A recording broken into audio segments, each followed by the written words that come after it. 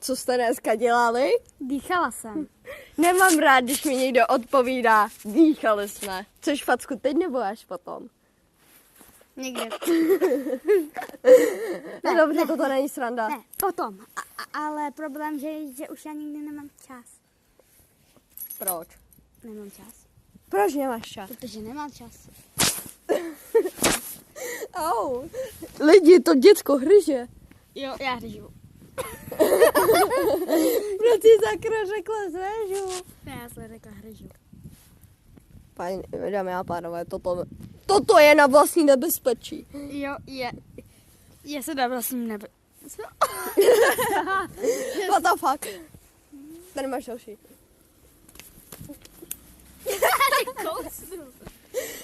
Toto bylo pro pobavení. Pozdrav.